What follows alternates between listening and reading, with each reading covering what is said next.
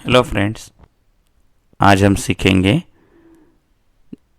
Journal entries. ठीक है। So this is the generalized the following transaction in the books of Gajanan. Before passing the entries we should know the basic rule, that is the debit the receiver, credit the giver. This is the rule of personal account. Real account which is related with the assets, that is the debit what comes in, credit what goes out. और nominal account ये बताता है कि जितने भी expenses है या losses है सब डेबिट हो जाएंगे और जो भी इनकम और गेन है वो क्रेडिट हो जाएगी। ठीक है। So let start the generalized the following transaction in the books of Gajanan. ठीक है। 2019 में 3 purchased goods for ₹90,000 and amount paid by bank directly, कि हमने 90,000 के गुड्स परचेस कर लिए और उतनी अमाउंट हमने क्या कर दी, डायरेक्टली बैंक से पे की है। ठीक है। तो इट मीन्स व्हाट कि परचेसेस हमारा एक्सपेंसेस है, डेबिट और एक्सपेंसेस एंड लॉसेस के रूल के हिसाब से परचेसेस क्या हो जाएगा, हमारा डेबिट हो जाएगा। और एट द सेम टाइम कि मतलब मैंने वो जो अमाउंट है वो बिजनेस में से नहीं बल्कि बैंक में से गई है। ओके, ये हमारा ही बैंक बैलेंस कम हुआ है, but here the bank is the giver, कि हमारा जो पेमेंट है वो बैंक के थ्रू हुआ है, तो here the bank is the giver, तो इसलिए बैंक क्या हो जाएगी, क्रेडिट हो जाएगी। Because bank is an artificial person, तो इसलिए बैंक को हमको क्या करना है, क्रेडिट करना है। Purchases is our expenses, hence it is debited and bank is credited. Okay, so entry will be like this. पहले तो हम लिख लेंगे in the books of Gajanan. ठीक है।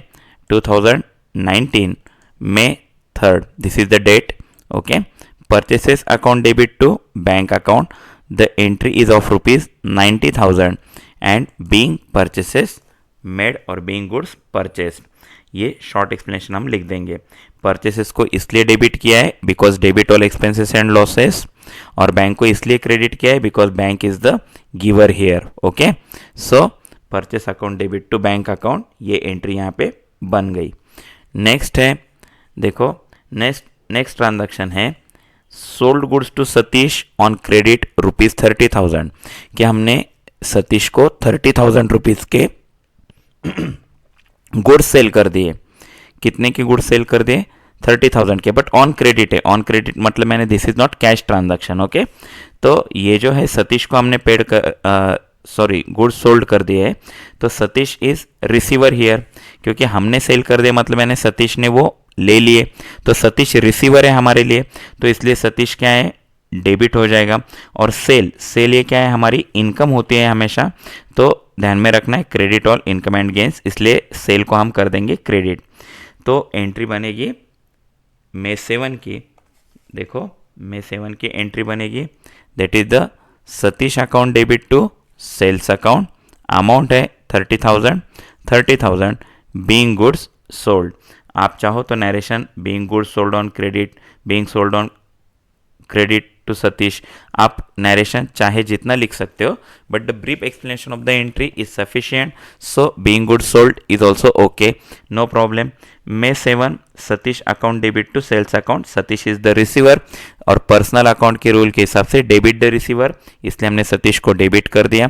और सेल, इसे हमने नॉमिनल का रूल अप्लाई किया है, तो सेल ये हमारी क्या है, इनकम है, और सेल हमेशा क्रेडिट बैलेंस ही शो करती है, इसलिए टू सेल्स अकाउंट। ओके, तो अभी हमारी नेक्स्ट ट्रांजैक्शन है, देखो नेक्स्ट ट्रांजैक्शन है हमारा, that is the paid for postage ₹10,000, कि हमने पोस्टेज पेड कर दिया। कितने का पेड कर दिया, 10,000 का। ओके, तो यहाँ पर जो पोस्टेज है हमारा एक्सपेंसेस है, पोस्टेज है हमारा एक्सपेंसेस होने के कारण पोस्टेज विल बी डेबिटेड, पर उतनी कैश जा रही है क्योंकि हमने पेड किया है मतलब मैंने क्या, कैश गोज आउट, तो क्रेडिट वॉट गोज आउट, ये रूल के हिसाब से रियल अकाउंट का जो रूल है, debit what comes in, credit what goes out. अगर कैश आती है तो डेबिट है, लेकिन जाती है तो क्रेडिट है। तो यहाँ पर पोस्टेज हम पेड कर रहे हैं मतलब मैंने कैश गोज आउट है, तो इसलिए हमने क्या कर दिया, इसको कैश को क्रेडिट करेंगे हम और पोस्टेज को डेबिट करेंगे। ठीक है, तो May 9 की एंट्री कुछ इस तरीके से बनेगी। देखो यहाँ पर लिखेंगे हम 9th of May, that is the postage account debit to cash account, and the amount will be 10,000. Okay, being postage paid. तो ये क्या है, हमने एक्सपेंसेस पेड किए हैं, इसलिए postage account debit to cash account. Postage is expenses, debit all expenses and losses and paid कर दिए, मतलब कैश गोज आउट। तो postage account debit to cash account, ये रूल के हिसाब से इसे बनाया जाएगा। ठीक है, फिर है नेक्स्ट ट्रांजैक्शन है 12th में का पेड फॉर वेजेस रुपीज 15,000, कि हमने 15,000 के वेजेस पेड कर दिए। ठीक है, तो जैसे हमने 15,000 के वेजेस पेड किए तो ध्यान रखना है कि 9th और 12th का जो लॉजिक है वो सेम रहेगा, क्योंकि here wages is our expenses, तो एक्सपेंसेस हो जाएगा डेबिट और कैश गोज आउट तो कैश हो जाएगी क्रेडिट। तो इसलिए हम 12th में की एंट्री बनाएंगे कुछ इस तरीके से, see the may 12th, that is the wages account debit to cash account, how much 15,000 being wages paid। Okay, तो यहाँ पर ध्यान रखना है वेजेस ये हमारा एक्सपेंसेस होने के कारण हमने उसे डेबिट कर दिया, debit all expenses and losses, और कैश को हमने क्रेडिट कर दिया क्योंकि कैश जा रही है। तो आप जैसे भी इसे बनाना चाहो, जो भी लॉजिक लगाना चाहो, but entry must be correct. Okay, so 9th और 12th का लॉजिक बिल्कुल सेम है। ठीक है, नेक्स्ट है received cheque of rupees 30,000 from Satish. This is the print mistake here, because हमने 7 तारीख को सतीश को गुड्स सेल किए थे, तो ये सतीश है, पर यहाँ पर प्रिंट मिस्टेक है सब में। तो ध्यान रखना है received cheque of rupees 30,000 from Satish, कि सतीश से हमें 30,000 रुपीज का चेक मिल गया। ठीक है, तो जैसे हमें सतीश से 30,000 रुपये का चेक मिल गया, तो यहाँ पर चेक आया है, अगर कैश आती थी तो हम कैश अकाउंट डेबिट करते थे, लेकिन यहाँ पर चेक है तो इसलिए हम इसे बैंक अकाउंट डेबिट करेंगे। ठीक है, तो हमारी एंट्री बनेगी bank account debit. And who is the giver, किसने दिया है हमें ये चेक, तो सतीश ने दिया है, तो इसलिए सतीश को हम क्या कर देंगे, क्रेडिट कर देंगे, क्योंकि here the Satish is the giver, कि सतीश ने वो चेक दिया है। ठीक है, देखो 7th के डेट में हमने सतीश को डेबिट किया था, क्योंकि जब हमने गुड्स सेल किए तो गुड्स लेने वाला सतीश था, तो सतीश रिसीवर था वहां पर, इसलिए सतीश डेबिट हो चुका था। लेकिन ऑन 15 30,000 का चेक हमें सतीश ने दिया है, तो सतीश यहाँ पर चेक गिवर है, चेक देने वाला है वो, इसलिए सतीश को हम क्या कर देंगे, क्रेडिट कर देंगे। तो 15th में की एंट्री कुछ ऐसे बनेगी, see this is the May 15 bank account debit to Satish account, cheque है 30,000 रुपीज का, तो फिर being cheque received from Satish. ठीक है, तो हमने एंट्री ऐसे बना दी, bank account debit to Satish account. Bank account debit क्यों किया है हमने, क्योंकि चेक आया है, इसलिए बैंक अकाउंट डेबिट, और मतलब यानी to Satish account, Satish is the giver here, so being cheque received from Satish, May 15 की एंट्री ऐसे बन गई। ठीक है, नेक्स्ट है रिसीव्ड डिविडेंड रुपीज 5,000, कि हमें 5,000 रुपये डिविडेंड मिल गया है। ठीक है, तो 5,000 रुपये हमें मिल गए, तो 5,000 rupees this is the cash, and cash comes in, अभी हमें रिसीव्ड हुए मतलब मैंने क्या, बिजनेस में कैश आ गई, तो इसलिए हम कैश क्या कर देंगे, डेबिट कर देंगे। And here the dividend is our income, क्योंकि वो कैश हमें मिली है, तो डिविडेंड ये क्या है, हमारी इनकम है, तो credit all income and gain के रूल के हिसाब से हम डिविडेंड को क्या कर देंगे, क्रेडिट कर देंगे। तो रिसीव्ड डिविडेंड रुपीज 5,000, तो यहां पर हमें एंट्री बनानी है, that is the cash account debit to dividend received account. Okay, तो हमारी एंट्री बन जाएगी मे 21 की, that is the cash account debit to dividend received account 5,000 being dividend received. ठीक है, देखो यहां पर cash account debit to dividend received account being dividend received, cash को डेबिट हमने इसलिए कर दिया है क्योंकि हमें डिविडेंड मिला है, मतलब कैश कम्स इन है, तो रियल अकाउंट के रूल के हिसाब से कैश हमेशा डेबिट होती है, और डिविडेंड रिसीव्ड ये हमेशा क्या होता है, क्रेडिट होता है, क्योंकि डिविडेंड ये हमारी यहाँ पर इनकम है, तो ध्यान रखना है dividend is our income here, so cash account debit to dividend received account being dividend received. Okay, now the next transaction is purchased laptop of rupees 4,000 and paid by cheque, कि हमने laptop purchase कर लिया और हमने check से payment कर दिया। अब ध्यान में रखना है कि जैसे मैंने पहले ही बताया हुआ है पिछले लेक्चर में कि जब हम एसेट परचेस करते हैं तो हमें एसेट ही रिकॉर्ड करनी होती है। तो हमने यहाँ पर लैपटॉप परचेस किया है तो हम यहाँ पर लैपटॉप ही लिखेंगे, पर लेकिन जो अमाउंट है वो हमने चेक से पेड की है। चेक से पेड की, it means what, who will be the giver here, तो बैंक में से वो पेमेंट होने वाला है। तो लैपटॉप कम्स इन, ठीक है, लैपटॉप एक प्रॉपर्टी है, ये एक असेट है, तो इसलिए डेबिट व्हाट कम्स इन के हिसाब से लैपटॉप को हमें डेबिट करना है। और चेक, चेक यानी क्या है, तो ये बैंक है, तो मतलब मैंने बैंक में से पैसे जा रहे हैं तो इसलिए हम बैंक को क्या कर देंगे, क्रेडिट कर देंगे, ठीक है।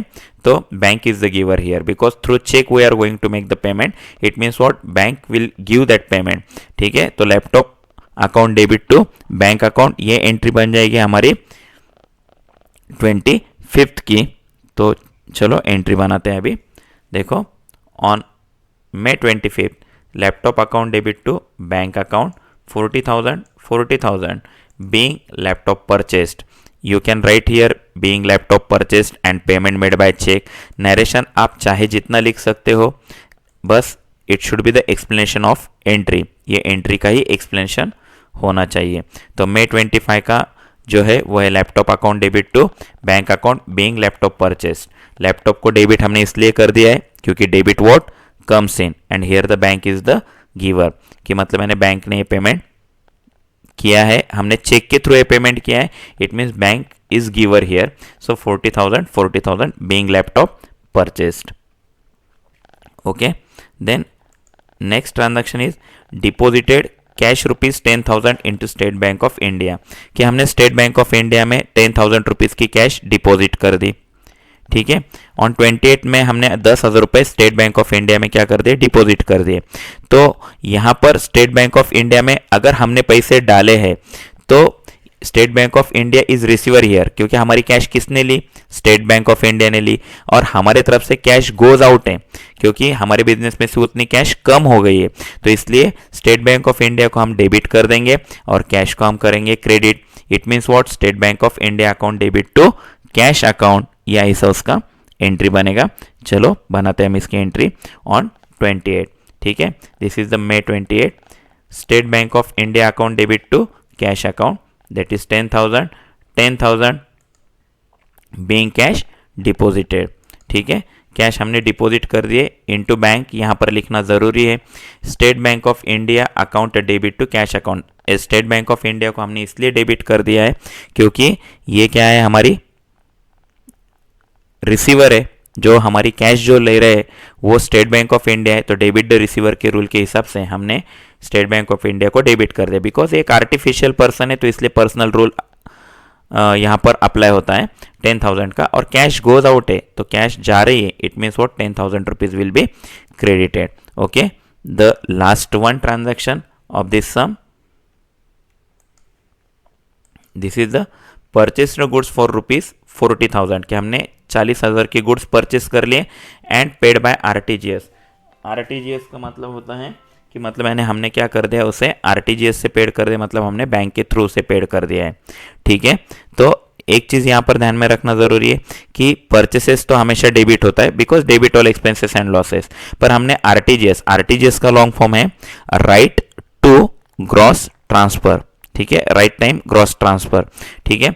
तो ये आरटीजीएस हमने कर दिया है। आरटीजीएस जब हमने कर दिया है तो इट मीन्स व्हाट, कि ये बैंक के थ्रू पेमेंट जाता है, this is the direct payment through bank to that party, okay, जहां से हमने परचेस किया था। तो ये कैश ट्रांजैक्शन ही है, लेकिन 40,000 के परचेसेस ये एक्सपेंसेस होने के कारण डेबिट हो जाएंगे और अमाउंट जो है वो बैंक में से कट होने वाली है, बैंक बैलेंस में से निकलने वाली है।